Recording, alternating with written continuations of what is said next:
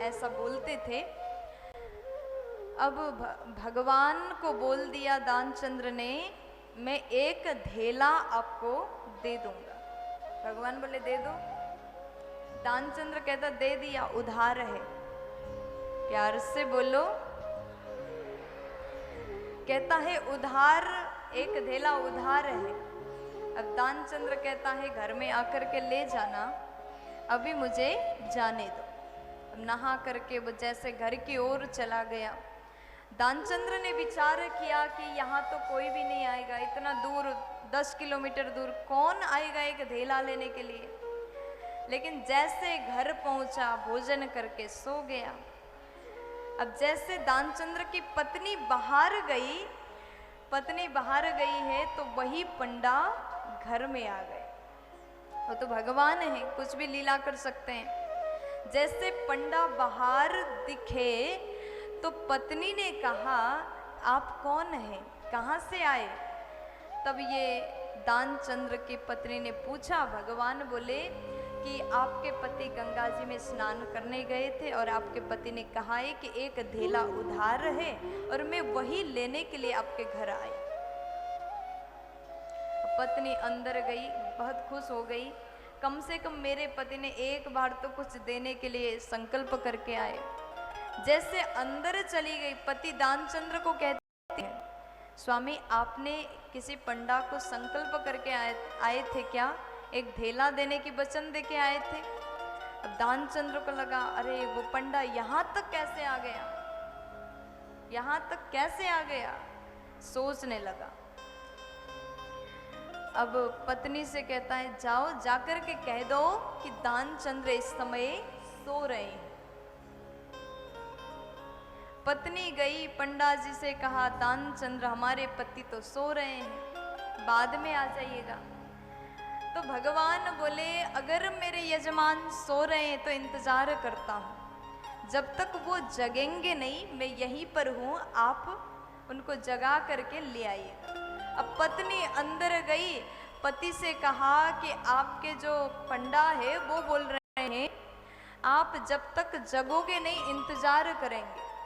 अब दानचंद्र ने विचार किया ये इतना जिद्दी पंडा है, एक तो घर तक आ गया, एक तो सोने का बहाना भी स्वीकार नहीं कर रहा है, अब क्या करें। पत्नी से बोला जाओ जाकर के कह दो मेरे पति बीमार हैं। अब दानचंद्र की पत्नी बाहर गई और जाकर के कहती है कि मेरे पतिदेव बीमार हैं।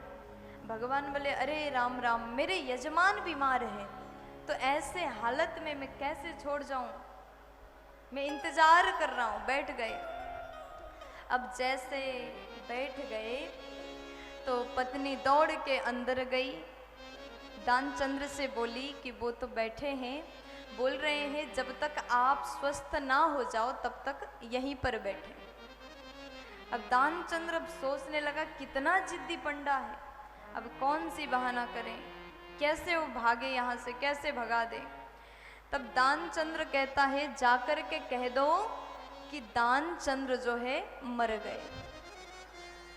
अब पत्नी गई, यजमान जी की पत्नी चली गई, पंडा जी से कहा कि हमारे पति, अब देखो ऐसी गंभीर बात जाकर के सीधा बोल भी नहीं सकते, उसने थोड़ा सा एक्टिंग किया। अब तो थोड़ा बहुत रोना भी पड़ता है, पति जब मर गए ऐसा कहना है तो थोड़ा सा रोते हुए थोड़ा सा नाटक किया और जाकर के रोती रोती बोली कि हे पंडा जी हमारे पति तो चले गए, रोते रोते कहती है।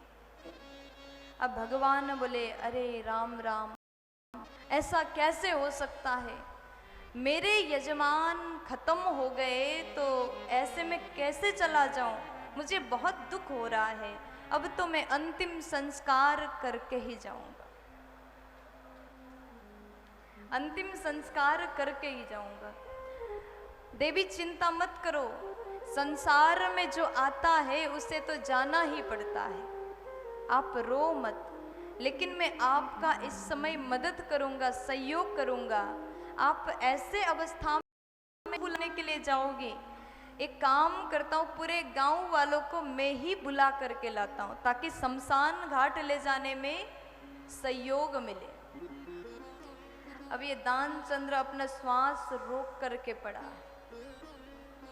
अब भगवान सबके घर में गए, दानचंद्र खत्म हो गए, सबको खबर दे दिया, सब दौड़ के आए, दानचंद्र के आसपास सब पहुंचे। दानचंद्र को जल्दी से बाहर ले जाया गया, लेटा दिया गया और उसके ऊपर वो वस्त्र डाल दिया। फिर दानचंद्र श्वास रोक करके तब से पड़ा है, घंटों बीत गया, श्वास खोल नहीं रहा। जैसे उसको पता चलता आसपास कोई है तो श्वास बंद करता है, और जैसे पता चलता आसपास कोई नहीं है तो अपना श्वास लेता है। नाटक कर रहा था। और जैसे उसको उठाया गया, 4 लोगों ने कंधे पर उठाया, अर्थी में रख के शमशान घाट में ले जाया गया। लेकिन दानचंद्र ने अपना श्वास खोला नहीं, बहुत जिद्दी था। पत्नी खूब रोने लगी। जैसे पति को ले जा रहे थे, पत्नी बोली, अरे छोड़ दीजिए, ये नाटक कर रहे हैं, मरे नहीं है, सच में मरे नहीं है, ये जीवित हैं। लेकिन गांव वाले बोले, देवी सब यही कहते हैं, जब अपने कोई मर जाते हैं ना तो सबको लगता है कि हमारे ये मरे नहीं है, जीवित है, हमारे पास में है, ऐसा सबको लगता है। ये तो माया है, लेकिन मरना तो संसार का नियम है, इसलिए चिंता मत करो। सबने संभाला, समझाया, लेकिन किसी ने ये नहीं समझा कि पत्नी सही में रो रही है। और जैसे शमशान घाट में ले गए, गांव वालों ने आग लगाना प्रारंभ किया। जैसे लकड़ी जलना शुरू हो जाता है, लगाने ही वाले थे, पास ले गए। भगवान बोले, ये इतना जिद्दी है, ये सच में जल जाएगा, लेकिन आंख नहीं खोलेगा, श्वास नहीं खोलेगा। भगवान बोले, एक काम करता हूँ, गांव वालों से बोले, मैं अपने यजमान के कान में मंत्र देना चाहता हूँ। गांव वाले कहते, ठीक है, आप दे दीजिए, हम थोड़ा इधर बैठे हैं।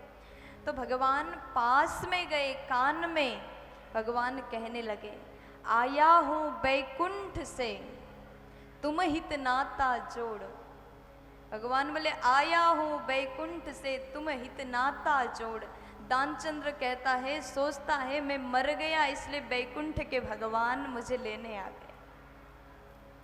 इतना सोच लिया, जबकि वो जीवित है। उसने धीरे से आंख खोला। जैसे आंख खोला, सामने फिर वही पंडा। उसको बड़ा भय हुआ कि धेला लेने आया है।